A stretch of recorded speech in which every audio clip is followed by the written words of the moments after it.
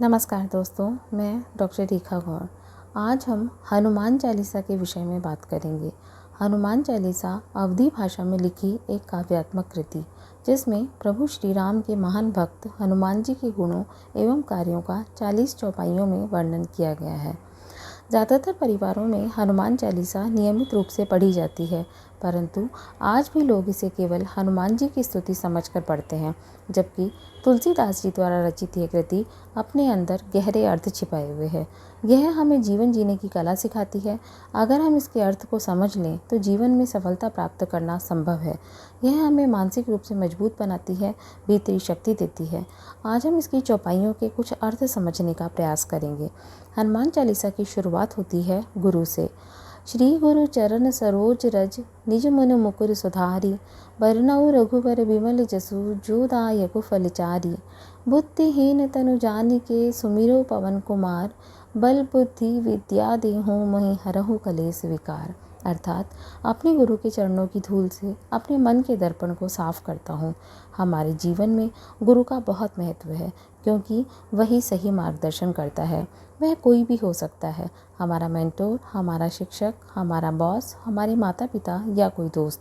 लेकिन अगर सफलता प्राप्त करनी है तो बड़ों का सम्मान करते हुए, नम्रतापूर्वक व्यवहार करते हुए, गुरु के मार्गदर्शन अनुसार चलते हुए आगे बढ़ें। बल, बुद्धि और विद्या प्राप्त कर शारीरिक और मानसिक रूप से सशक्त बने, ताकि जीवन के सभी क्लेश समाधान हो सके। कंचन बरन बिराज सुबेसा, कानन कुंडल कुंचित केसा, हाथ वज्र ओ ध्वजा बिराजे, कांधे मूंज जनेऊ साजे। आज के समय कहा जाता है first impression is the last impression. ये फर्स्ट इम्प्रेशन, प्रथम प्रभाव जो होता है वो क्या होता है? वो होता है देखकर। हनुमान जी का सोने जैसा दमकता सुडौल शरीर, कानों में कुंडल, हाथ में वज्र, कंधे पर जनेऊ उनके व्यक्तित्व को प्रभावशाली बनाते हैं।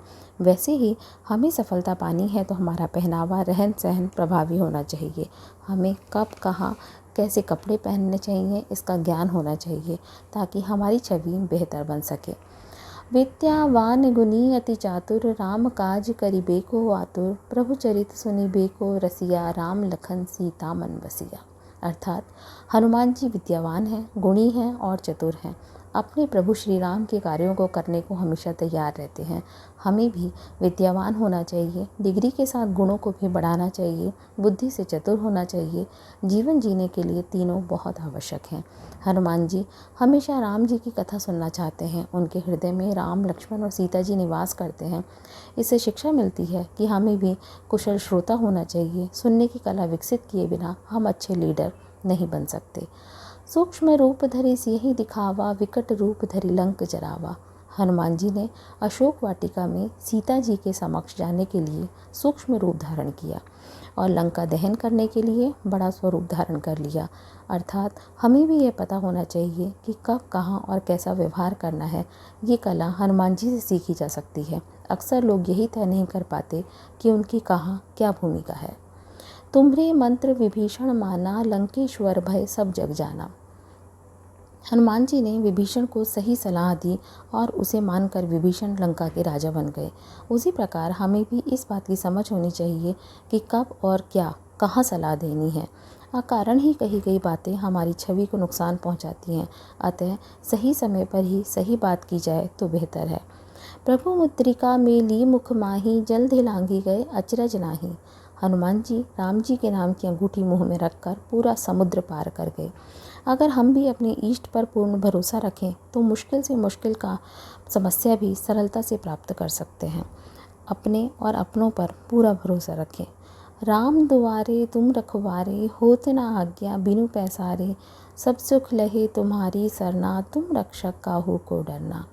हनुमान जी राम जी के द्वार की रक्षा करते हैं तो कोई उनकी आज्ञा बिना अंदर प्रवेश नहीं कर सकता।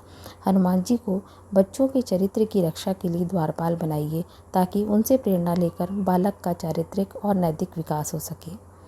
ये एक छोटा सा प्रयास है कुछ चौपाइयों को समझने का। आगे हम और चौपाइयों को समझने का भी प्रयास करेंगे। केवल धर्म ही नहीं, तर्क से अर्थ को समझिए और जीवन में अपनाइए। जय श्री राम।